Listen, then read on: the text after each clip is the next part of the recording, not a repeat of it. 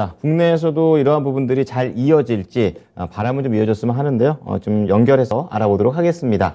자, 오늘 유한타증권의 송태현 과장입니다. 과장님 어서 오십시오. 네, 안녕하세요. 네. 자, 두 가지 주제를 갖고 오셨는데요. 첫 번째 주제부터 체크해 보겠습니다. 보여주시죠. 야, 경제지표 얘기인가 봅니다. 인플레이션 압력이 완화됐다라는 내용인데요. 좀 자세히 들어보겠습니다. 사실 미국 증시가 좀 애매한 부분이 있는 것 같아요. 오늘 시장 보시고요. 어제랑 오늘이랑 네네. 사실상 그렇게 크게 달라진 부분은 없잖아요. 저도 똑같은 재료를 가지고 네네. 유가가 내렸다고 이렇게까지 올라가나 좀 이런 생각을 했거든요. 분명 어제도 유가는 계속 내려오는 모습이었었거든요. 그렇죠. 네. 그럼에도 불구하고 이쪽에 보다 더 눈을 돌리게 된 것이 뭐 이율은 이제 저도 인플레에 대한 완화라든지 이런 부분에 대해서 일단은 붙이기는 했었지만 네. 일단 그만큼 지금 변동성이라든지 투자 심리가 취약하고 있기 때문에 변동성이 계속 나오는 것이 아니냐라고 생각을 해볼 수가 있는 것 같고 네. 그리고 맨 마지막에 미국 국채 10년물 금리가 계속 장중에는 하락을 하고 있었거든요. 예. 근데 결국은 끝에는 올라갔어요. 2.1인가요? 지금 그 이상 2.15로 끝났거든요. 2.15. 예, 네. 예. 그게 이제 한 1bp 정도 올라가면서 끝났는데 결국은 FMC 회의에 대한 경계감이 결국은 시장이 드리워진 거죠. 막판에 살짝 들어왔다는 거죠. 네. 근데 여전히. 그런 거를 생각해 봤을 때는 일단은 저가 매수로서 올라온 부분은 상당히 있었다라고 보시면 될 것 같고. 과장님도 그럼 기술적으로 보시는 거군요. 이번 상승에 대해서. 뭐 아직까지는 네. 지금 추세 전환이라고 생각을 하기보다는 네네. 기술적인 반등 내지는 혹은 저가 매수로서 정도만 들어온 것이 아닌가라고 생각을 해볼 수 있는 것 같아요. 그나마 네. 긍정적으로 생각을 해볼 수 있는 거는 네. 빅스 지수가 진짜 오랜만에 30 밑으로 내려왔거든요. 그만큼 공포가 많이 떨어졌다. 뭐 위험 자산이 그만큼 더 선호가 됐다. 어제 그렇죠. 시장에서는 네네. 보시면 될 것 같은데 그런 부분은 일단 긍정적이긴 하지만 일단 음. 내일에서 또 모든 게 변화가 될 수 있다는 점이니까 그렇죠. 네, 일단 시장은 너무 기대는 하지 말자가 제가 네. 일단은 가지고 있는 생각입니다. 지금 시장에서는 한 25bp 올리고 연 7회 이 정도 지금 예상하고 있는 거죠. 네, 뭐 그거는 이제 아마도 시장에 많이 반영이 됐을 거예요. 워낙 그렇죠. 이 이야기 자체가 많이 나왔었기 때문에 네. 반영이 됐던 부분인데 이제 인플레이션 우려가 약화가 되게 되면은 그만큼 패드가 통화 정책 관련돼서도 여유가 생길 수 있다는 걸 의미를 하게 될 테니까 네. 그런 부분이 이제 이 시장에는 이 기술주 위주로 많이 빠졌으니까 그렇죠. 한번 채워 넣어 준 것이 아닌가라고 생각을 하고 있고요. 네. 이제 인플레이션 관련돼서 조금 더 이야기를 드리게 되면은 이 먼저 PPI 지수가 일단 YOY 기준으로는 많이 올라갔기는 했습니다만 네. 이제 전월 대비했을 때는 컨센서스 대비 조금 덜 나오게 되고 네. 그리고 1월 달 대비도 덜 나오게 되면서 인플레이션이 그래도 계속적으로 더 강해질 걸로 예상하고 있었었는데 네. 그렇지는 않네 라는 게 첫 번째 이제 근데 꼭대기라고까지 예상하는 건 조금 시기상조인가요? 아직 시기상조가 될 수밖에 없는 게 아무래도 에너지 가격 관련돼서 3월 달에 계속적인 상승이 나왔었고 비록 그렇죠. 지금 100불까지 내려오기는 했지만 네. 그게 2월 달 정도의 수준인 거잖아요. 그렇죠. 뭐 네. 그런 거를 생각을 해봤을 때 아직 꼭대기에 대한 부분을 언급하기는 좀 이런 것이 아닌가라고 생각을 해볼 수 있는 것 같고요. 네. 그리고 유가 관련돼서 지금 100불대가 깨지게 되면서 다시 한 번 더 인플레이션 압력이 완화가 됐다고 보시면 될 것 같아요. 그렇군요. 유가가 내려간 이유에 대해서는 한 4가지 정도가 나오고 있는데 네. 먼저 이제 젤렌스키 우크라이나 대통령이 나토 가입 관련돼서 불가능하다는 것을 우리가 인지를 하게 되었다. 즉 러시아랑 우크라이나 관련돼서 협상의 여지가 생겼다. 그런 게 이제 첫 번째였던 것 같고요. 네네.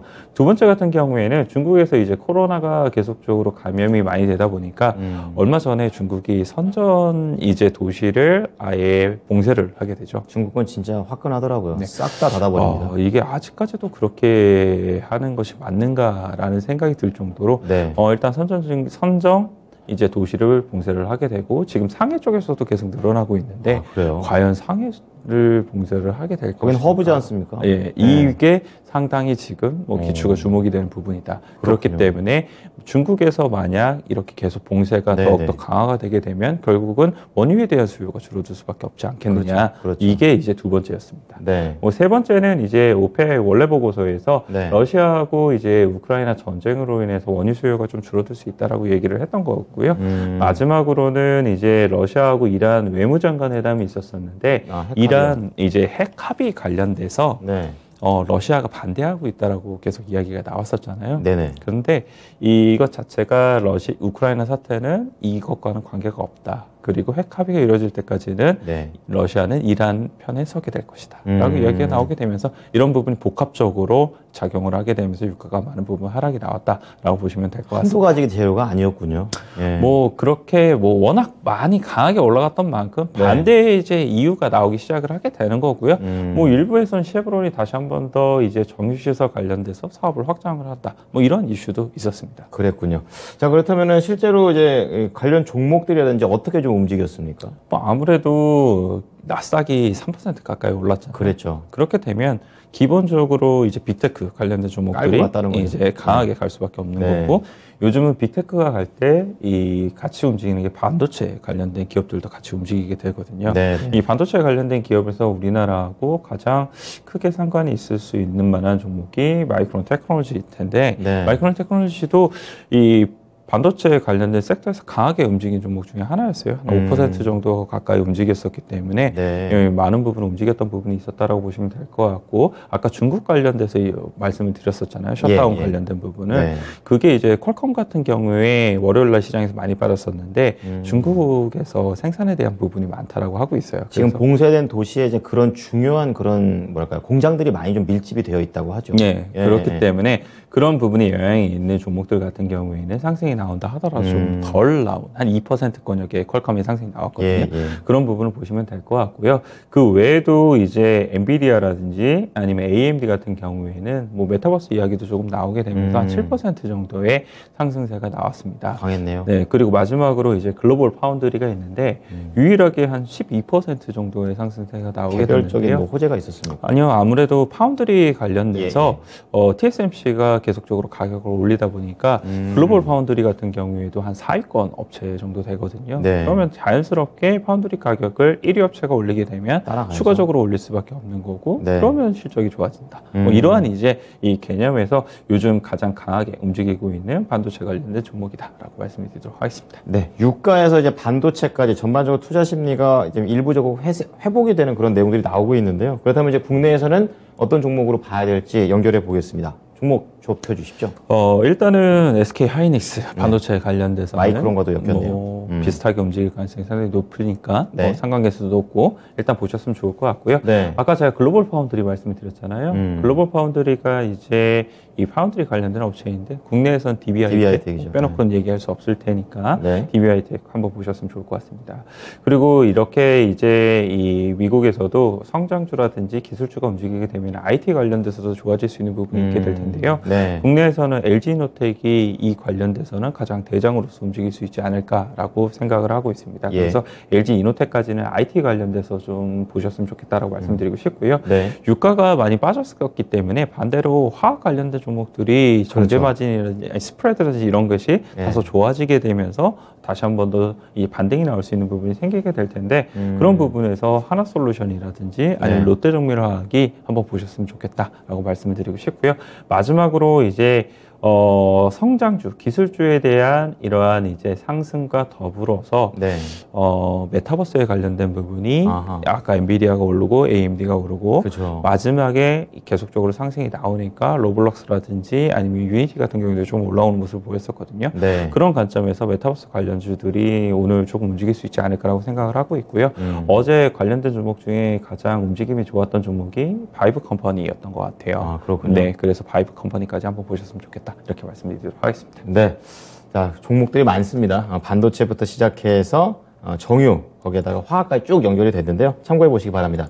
자, 두 번째 연결고리 주제 체크해 보겠습니다. 보여주시죠. 맞아요. 그 항공주가 강했더라고요. 여행 수요가 2019년도, 그러니까 저 때가 코로나가 이제 처음 발발했었을 그 시기 기점으로 좀 전에. 네, 코로나 발발 전입니다. 바로 전 정도를 네. 초과한다. 그러니까 여행을 더 한다. 다 돌아왔다는 거죠. 다 돌아왔다. 아, 그렇군요. 좀 자세히 들을게요. 이 내용을 좀 보게 되면은 예. 이 미국의 상위 10개 항공사 중에 6개 항공사의 온라인 판매를 이용을 하는 이 어도브 디지털 이코노믹 인덱스가 있습니다. 네. 그래서 이 인덱스가 2월 국내선 항공권 판매를 이제 인덱스로 이제 지수가 나오게 될 거잖아요. 그러니까 많이 항공권을 사면은 그 올라가게 인덱스도 되죠. 올라가는. 네. 예, 예. 이게 이제 2019년을 초과를 하게 되면서 여행 수요 자체가 2019년도를 초과했다라는 이제 기대감이 전반적으로 항공업계에 나왔다라고 보시면 될 것 같고요. 그럴만하네요. 네, 2월 국내선 항공편이 이 티켓 예약에 대한 금액을 보게 되면은 네. 66억 달러. 예. 얘가 이제 사용이 되게 되면서 이게 뭐 어느 정도나 되는 거죠? 2019년 대비 6% 정도가 증가가 된 수치였다라고 보시면 될 것 같습니다. 정상화됐네요. 네, 그래서 일단 수요에 대한 부분이 이렇게 정상화가 나오게 되다 보니까 네. 이제 주요 항공사들 관련돼서 가이던스가 상향 조정이 되기 시작을 하게 됐습니다. 연결이 되죠. 특히 시킹알파에서는 오늘 관련돼서 사우스 웨스트 라인이라든지 네. 아니면은 아메리카 에어라인이라든지 뭐 이쪽으로 계속적으로 이 가이던스에 대한 부분을 상향 조정을 했다라고 발표를 나왔던 부분이 있었었고요. 네. 일부 이제 항공사들 같은 경우에는 유가가 계속적으로 상승한다 하더라도 네. 우리는 충분히 수익성을 달성을 할 수 있다라고 이야기를 하고 있어요. 어떤 걸로요? 운항 편수를 줄이게 되면서 가격에 대한 부분을 더욱더 인상을 시켜서 그런 부분을 충분히 우리는 대응이 가능하다라고 그러니까 이야기를 하고 있습니다. 수요도 있는데 이 유가 오른 거를 또 티켓으로 또 소비자들한테 전가한다라는 내용이네요. 뭐 그만큼 이제 이 운항 편수를 줄이게 되면 아무래도 수요가 높은 사람들은 그렇죠. 더 높은 가격이 있다 하더라도 그렇죠. 이제 분명히 구매를 하게 될 거니까 그렇죠. 그런 부분에 기인을 해서 사실상 이제 유나이티드 에어라인이나 아메리칸 에어라인에서는 유가가 100불이 된다 하더라도 우리는 충분히 수익성을 확보할 수 있다라고 이야기할 만큼 전망도 계속적으로 실적에 대한 전망 자체가 업계에서도 월가에서도 모두 다 가이던스가 좀 좋아지고 있는 부분이 있다라고 보시면 될 것 같고요. 네. 이런 부분이 리오프닝 관련돼서 발을 맞추게 되면서 더욱더 좋아지지 않을까라고 생각을 하고 있습니다. 그래서 어제 항공 관련된 종목과 ETF를 보게 되면은 좋았죠. 제트 ETF 같은 경우에 한 6% 정도의 상승세가 나오게 되고요. 아메리칸 에어라인이 9% 그리고 유나이티드 항공이 9% 정도의 상승세가 나왔습니다. 네, 그러면 이제 국내에서도 이러한 흐름이 또 이어질 가능성이 있겠다라는 그런 생각이 드는데, 또 대형 항공사가 있고 또 LCC가 있고 이렇습니다. 이제 여기서 뭐 어떻게 골라봐야 되는지 연결 좀 해주세요. 일단은 대형 항공사에서는 어제 움직임을 보게 되니까 네. 아시아나항공이 확실히 더 대한항공보다는 탄력도가 좋더라고요. 그렇군요. 뭐 그만큼 이제 더 실적에 대한 부분이 안 좋았던 부분이 있었는데 네. 이러한 이슈로 인해서 영업 개선에 대한 폭 자체가 커질 수가 있기 때문에 그런 부분에 조금 더 탄력도가 좋지 않나라고 생각을 하고 있습니다. 기대가 낮았죠. 네, 그래서 아시아나항공이 대한항공사 중에서는 가장 좋지 않을까라고 생각을 하고 있고요. 네. 그 외에 이제 보게 되면은 제주항공이라든지 아니면 TA항공 정도가 증권사에서 조금 더 리오프닝이 됐을 때 네. 수혜를 받게 될 것이라는 전망이 많이 나오고 있어요. 그렇군요. 이 제주항공 같은 경우에는 이제 단거리 노선 관련돼서 더욱더 운행을 많이 하겠다라고 이러한 정책을 펼치고 있고요. 네. TA항공 같은 경우에는 장기 노선 관련돼서 항공기가 가장 빠르게 많이 도입이 되는 이제 이 LCC 업체 중에 하나예요. 세부적으로 그렇기 때문에 다르네요. 조금 전략이 다르기는 네네. 하지만 이런 부분에 있어서 확실히 두 업체만의 장점을 가지고 있다는 점에서 생각해 그러네요. 봤을 때는 뭐 LCC 업체 중에서 관심 있게 좀 보시면 좋지 않을까 이렇게 생각되고 있습니다. 네, 큰 종목, 작은 종목 나눠서 좀 분리를 해드렸습니다. 자, 오늘 내용도 잘 참고하겠습니다. 고맙습니다. 네, 감사합니다. 네. 자, 지금까지 유안타증권 송태현 과장과 함께한 연결고리였습니다.